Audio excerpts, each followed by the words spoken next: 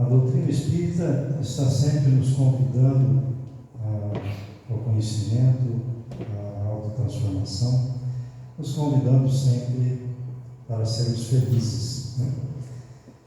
Basta que nós façamos a nossa parte. Então, hoje vamos falar dessas duas ferramentas, né? Duas virtudes que são chamadas por alguns mentores como asas da evolução.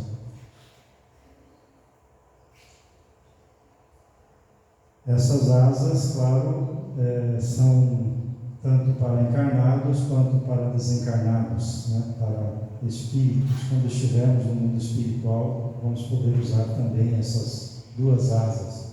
É claro que são simbólicas, né? Porque o espírito não precisa asa para voar. Todos que já conhecem a doutrina, que estudam um pouco a doutrina, já sabem disso aí, né? É um simbolismo que é usado para memorização, né? E muito usado por grandes instrutores da humanidade. Jesus usou muito dessas parábolas, desses simbolismos, né? E essas asas da evolução são trazidas pelo mentor Emmanuel no livro Pensamento e Vida, e também citado em algumas outras obras, né? São recomendações, como falei, para a nossa evolução, né? Vamos separar didaticamente para a nossa compreensão. Nós, individualidades, nós seres únicos e Deus, né? Deus é o autor de todas as coisas, a inteligência suprema, né? A causa primária, e nós não vivemos sem Deus. Então, se nós nos aprofundando na doutrina, nós vamos compreender que sem Deus nós não somos nada. E nós didaticamente, criados por Deus, somos individualidades que vamos evoluindo, né? Somos a criatura divina, um princípio inteligente, né? Então, Deus, como nós temos lá nas definições, as características, é a suprema inteligência, e nós, princípio inteligente, né? Espíritos em evolução, criados simples e ignorantes, conforme a questão 115 e a 115A do Livro dos Espíritos. Então, entre os espíritos, pergunta de Kardec, né? Entre os espíritos, alguns foram criados bons e outros maus? E os espíritos nos respondem: Deus criou todos os espíritos simples e ignorantes, isto é, sem saber. A cada um deu uma missão com o fim de esclarecê-los e Deus fazer chegar progressivamente à perfeição, pelo conhecimento da verdade, para aproximá-los de si, para nos aproximar a Deus, né? Para eles, nós, a felicidade eterna e sem mescla consiste nessa perfeição. Espíritos adquirem esses conhecimentos passando pelas provas que Deus lhes impõe. Uns aceitam essas provas com submissão e chegam mais depressa à meta que lhes foi destinada. Outros só a suportam murmurando e assim, por culpa sua, permanecem afastados da perfeita e prometida felicidade. Então, alguns de nós se dedicam mais, se esforçam mais, né? E vão evoluindo com mais rapidez. E outros evoluem também, porque evolução faz parte da lei de Deus, é da lei de Deus. Nós vamos evoluir, querendo ou não, mas alguns de nós sofrem mais, né? Então ele cita ali que só suportam murmurando, né? O que seria esse murmurando? É aquela reclamação interior, né? De insatisfação, de revolta, de nossa, por que a coisa é tão difícil para mim? Por que para mim, por mais que alguns muitas vezes ele não expressa, mas ele pensa, né? Pensa, porque o processo é o seguinte: é pensar, falar e vivenciar, né? Então a pessoa vive murmurando. Murmurando é aquele sentimento mais íntimo, né? Ele não está expressando, mas está murmurando aquela reclamação íntima, né? Aquela reclamação constante. E como foi falado, nós somos aprendizes, somos alunos numa escola, né? Aquele que se dedica mais, aprende com mais facilidade. Aquele que deixa a coisa acontecer, que não se dedica, muitas vezes reprova e tem que ser submetido novamente a uma nova existência, muitas vezes, né? Ou uma nova aprovação, né? Porque Deus é bondade, é sabedoria, é justiça, e os nossos comportamentos contrários a essas virtudes, né? Contrários às leis de Deus, nos trazem o sofrimento. Então, todas as vezes que nós agirmos, pensarmos ou agirmos contrários à bondade, à justiça, à sabedoria, nós estamos indo contrário às leis divinas, e isso vai nos trazer o sofrimento. E na questão 115A ele continua: de acordo com isso, os espíritos se assemelhariam na sua origem a crianças ignorantes e sem experiência, só adquirindo pouco a pouco os conhecimentos que lhes faltam ao percorrer das diferentes fases da vida? Sim, a comparação é justa. A criança rebelde permanece ignorante e imperfeita. Seu maior ou menor aproveitamento vai depender da sua docilidade. Mas a vida do homem tem termo, ao passo que a dos espíritos se estende ao infinito. Então nós vamos aprendendo, né? Cada dia mais, como alunos, né? E Deus, e essas leis de Deus regem todo o universo, né? Vem com adornos, vem aquele alerta, aprendizado, né? A dor e o sofrimento, que com o objetivo de nos avisar que nós cometemos um equívoco, ou como aprendemos, né? Muitos trazem nessa formação religiosa, cometemos um pecado. Nós saímos do rumo certo, nós saímos do rumo divino, e a dor e o sofrimento nos tiram dessa zona de conforto, nos convidam para uma reflexão, nos impulsionam na evolução espiritual, ficamos mais dóceis, mais humildes, mais amigos, mais reflexivos, pensamos mais antes de tomar as nossas atitudes, né? Apesar de a dor não ser considerada por nós como boa, né? Ela nos auxilia de forma educativa, nos alertando que fizemos algo contrário ao bom, ao sábio, ao justo, né? Ao divino, e precisamos corrigir. E vamos aprendendo, encarnação após encarnação, senão numa existência da outra, né? Transpormos degrau e continuamos a nossa evolução infinita. Cada vez mais fortalecidos, mais experientes, aprendendo a ter mais vigilância com o nosso pensamento, a verbalização e a ação, né? Também lá na questão 540 do Livro dos Espíritos, os mentores nos esclarecem sobre a necessidade de evolução espiritual. E também, como comentei, em outras obras citadas por espíritos de grande evolução, né? Então, lá na 540, nós temos uma resposta, era uma resposta bastante ampla, né? E eu peguei só uma parte aqui. Então, ela nos fala que é assim que tudo serve, tudo se encadeia na natureza, desde o átomo primitivo até o arcanjo, que também começou pelo átomo, admirável lei de harmonia, da qual o vosso espírito limitado ainda não pode abranger o conjunto. Ele nos esclarece que tudo serve, tudo, né? Nada tem assim, porque isso aqui é inútil. Não, tudo serve, né? Tudo se encadeia, tudo se engrena na natureza. É admirável a lei de harmonia que rege não só o nosso mundo, o universo inteiro. É uma lei de harmonia coordenada por uma sabedoria suprema, né? Por uma inteligência suprema, né? E nós sempre estaremos com alguém à nossa frente, sempre estaremos aprendendo com alguém, como nós estamos aprendendo com os mentores, né? Com os Espíritos, com o nosso maior mestre, que foi Jesus, né? E também estamos ensinando, né? Estamos alguém aprendendo conosco, que está na nossa retaguarda, né? Sempre estaremos ocupando uma posição em relação aos demais. Com uns, em alguns pontos, estamos à vanguarda e outros na retaguarda.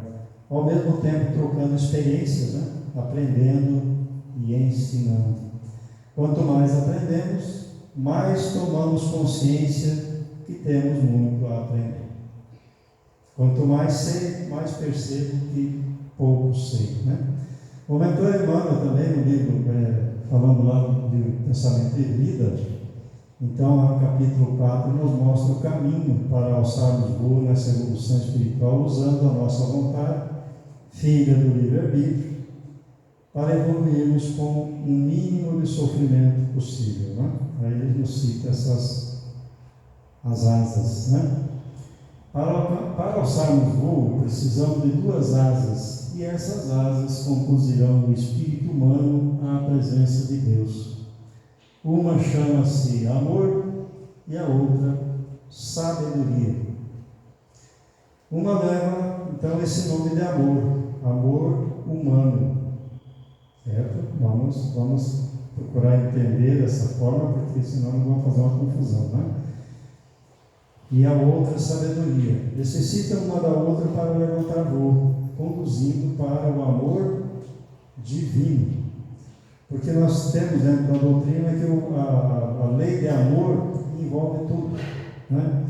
Então aí nós precisamos entender esse amor nosso, entre nós, conosco e com o nosso próximo, e também entender o amor divino que a tudo abarca, né? A asa do amor sem a outra asa de sabedoria, nos explica Emmanuel, é como um poço ou uma fonte em plena mata, numa sombra, que mata a sede do viajor, mas não mostra o caminho. Interessante, né? Nos mata a sede, o amor nos mata a sede, o que eu faço? Onde que eu vou? Né? E a asa da sabedoria sem a asa do amor é como um poste de aviso, um poste iluminado, né? Ilumina o caminho, mas deixa o viajor morrer de sede. Então o amor mata a sede e a sabedoria ilumina o caminho da jornada evolutiva. Precisamos dos dois, né? Pelo amor acima de tudo, que é serviço ao semelhante, a criatura se ilumina e vai se aperfeiçoando, se aformoseando cada vez mais, emitindo em favor dos outros as suas próprias virtudes. Nós vamos adquirindo conhecimento, vivenciando, trazendo esses sentimentos para dentro de nós e começamos a participar com os nossos semelhantes, né? Essas próprias virtudes, né? E pela sabedoria que começa na aquisição do conhecimento, recebe a influência dos espíritos de luz, nos impulsionando para o alto. Palavras do Emmanuel, né? Através do amor nos valorizamos para a vida e através da sabedoria somos pela vida valorizados. A asa do amor nos ensina a caridade como entendia Jesus, como resposta também de Kardec na pergunta 886. Qual é o verdadeiro sentido da palavra caridade, tal como Jesus a entendia? Benevolência para com todos, indulgência para as imperfeições dos outros e perdão das ofensas, né? Parece bem simples, né? Bem facinho, né? Mas quando a gente vai tentar entender isso, ser bom para conosco e com o outro, ser indulgente, aceitar o outro como o outro é, com suas dificuldades, muitas vezes nós queremos corrigir o outro, né? E perdoar, nos auto-perdoarmos e perdoarmos os semelhantes, né? É bastante amplo para trabalharmos isso aí, né? Então o amor e a caridade são um complemento da lei de justiça, porque amar ao próximo é fazer a ele todo o bem que nos seja possível e que desejaríamos que fosse feito para nós. É o mesmo sentido das palavras de Jesus: amai-vos uns aos outros como irmãos, né? Como complemento da lei de justiça, que é filha da outra asa, sabedoria, né? A asa de sabedoria, com o uso da inteligência e justiça, mostra o caminho, explica os motivos lógicos, coerentes, o como, o porquê, a razão. Essas duas virtudes, ou duas asas, chamadas pelo Emmanuel, também são citadas no Evangelho segundo o Espiritismo, pelo Espírito da Verdade, que é o próprio Jesus, né? Espíritas, amai-vos, eis o primeiro ensinamento. Instruí-vos, eis o segundo. Amai-vos, eis instruí-vos, né? Todas as verdades são encontradas no cristianismo. Os erros que nele criaram raízes são de origem humana. O Espírito de verdade, o próprio Jesus, né, que nos traz essa mensagem. Então aí nós temos também o amai-vos e instruí-vos. E as falhas que nós temos, tantas, né, dentro de tantas religiões, de todos os locais, né, são falhas humanas e não do cristianismo, né? Ainda no Evangelho segundo o Espiritismo, um pouco mais adiante, nós temos lá no capítulo 9, quando o Espírito Lázaro cita esses mesmos dois requisitos essenciais para a nossa evolução, com o nome de obediência e resignação. Vejam que são as mesmas dois pontos, né? As duas asas que eles colocam, né? A doutrina de Jesus ensina em todos os seus pontos a obediência e a resignação, duas virtudes companheiras da doçura e muito ativas, embora os homens erradamente as confundam com a negação do sentimento e da vontade. A obediência é o consentimento da razão, a resignação é o consentimento do coração. Ambas são forças ativas porque carregam o fardo das provações que a revolta insensata deixa cair. Faz um resumo fantástico, né? Daria para fazer um seminário assim, dessas colocações, né? Aquele que não é obediente é insensato, né? Falta com a razão, falta com a lógica, tem momentos de loucura, de demência, né? O insensato é aquele que não raciocina com coerência, não reflete na consequência dos seus atos, né? Fica naquela fazerção de coisas, né, que a gente chama, né, sem sentido. Faz um monte de coisa e no fim vê que não fez nada, né? É muito comum hoje em dia, nós temos que ter muito cuidado com isso, né?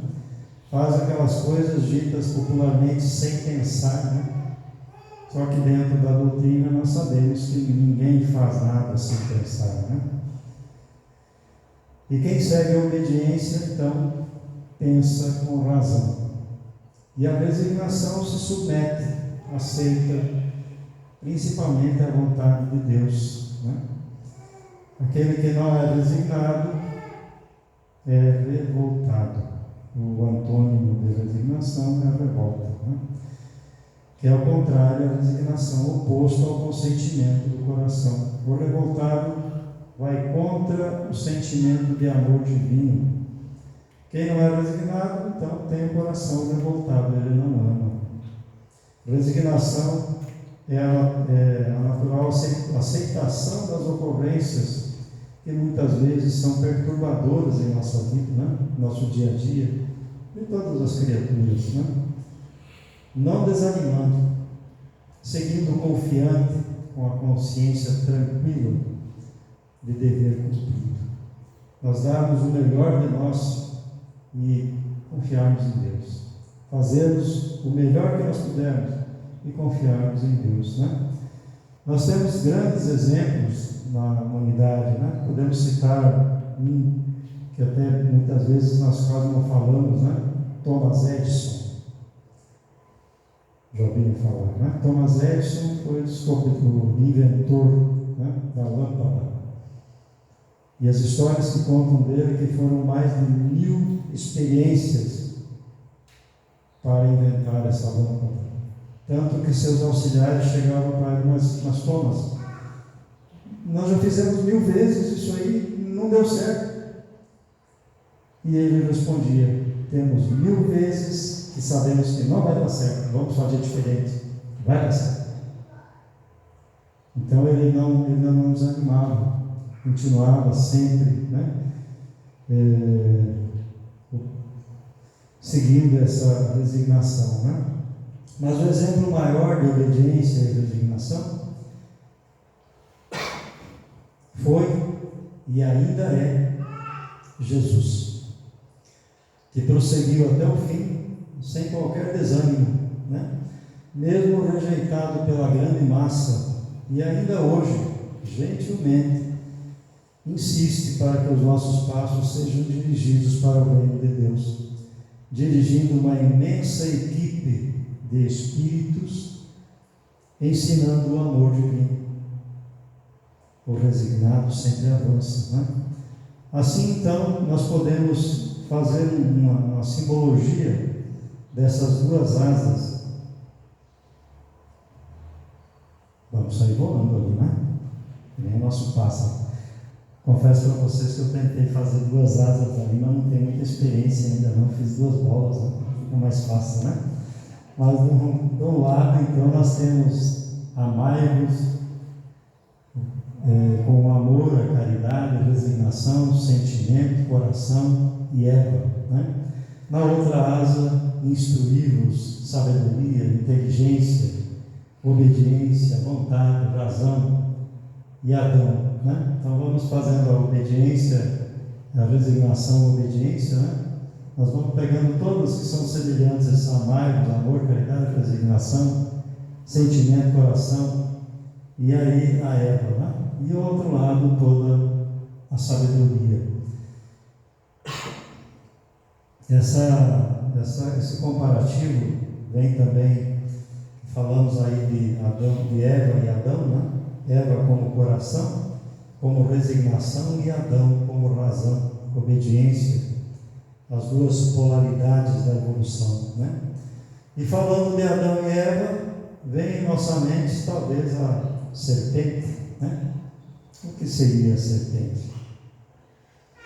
A negação dessas duas asas, Porque seria a negação desses 2 sentimentos. A serpente é sorrateira, é perigosa, chega de mansinho, Gosta de ficar escondida em lugares que menos esperamos, E é o simbolismo do mal que muitas vezes nos domina, tirando o nosso foco do amor e da sabedoria, fazendo que deixemos a vida passar sem cumprirmos a nossa missão. Então esses simbolismos, Adão, Eva e a serpente, eles se encaixam muito bem aqui nessa situação dessas asas aí. O exemplo não é meu, Não fui eu que criei, são das obras espíritas aí. Jesus, quando esteve encarnado, foi um exemplo vivo dessas virtudes, como falei, Ele ensinou e praticou, ele vivenciou todas essas 2 virtudes, Então, para evoluirmos com segurança, com o mínimo de dor e sofrimento nesse processo evolutivo, precisamos fazer os nossos esforços individuais e pôr em prática essas 2 asas que nos darão o equilíbrio na jornada.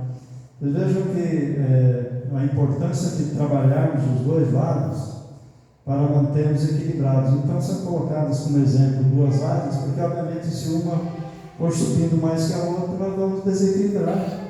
Nós vamos sair daquela colocação da admirável lei de harmonia do universo. Nós nos desarmonizamos com o grande conjunto, com a grande orquestra, e nós sofremos as consequências, Então nós precisamos seguir com essas 2 asas equilibradas, no equilíbrio da nossa jornada, usando sempre a vigilância e a oração em todos os momentos. E o maior mandamento que nós conhecemos, amar a Deus acima de todas as coisas, Como vamos amar a Deus? Vamos fazer uma comparação? Um pai entre nós aqui, uma boa sabedoria, né? Pelo menos dentro das nossas limitações, e grande bondade, né? Faz de tudo para o bem dos seus filhos, né? Para que esses filhos sejam felizes e evoluam. Esse pai, obviamente, os ama, né? Ama seus filhos, como nós amamos nossos filhos, né? E como que o filho, por sua vez, vai demonstrar o amor ao seu pai? Por mais que muitas vezes não concorde com o pai, né? Mas como que esse filho vai demonstrar o amor ao pai? Seria fazendo a vontade do pai que o ama, né? Certo? E nós fazemos a vontade do pai? Nós fazemos a vontade de Deus? Nós estamos buscando a instrução para cumprirmos a nossa missão como espíritos imortais que somos, né? Então é uma resposta interior de cada um, né? Obviamente que nós trazemos aqui para nos questionar, para refletirmos, né? Porque essa nossa transformação moral e esses esforços que devemos fazer para domar as nossas más tendências são individuais, dependem de cada um de nós, né? E elas se tornam conquistas espirituais de cada um de nós, patrimônios morais de cada um que os alcança. Então são esforços nossos, né? Que cada um de nós possa refletir sobre esses convites da doutrina espírita, os convites dos mentores espirituais, para podermos trabalhar com mais alegria, com mais felicidade, buscarmos sempre superar as nossas dificuldades, né? De desenvolver dentro de nós essas virtudes ensinadas pelo Mestre Jesus. Muito obrigado pela oportunidade. Meus aprendizados foram muito bons. Tá?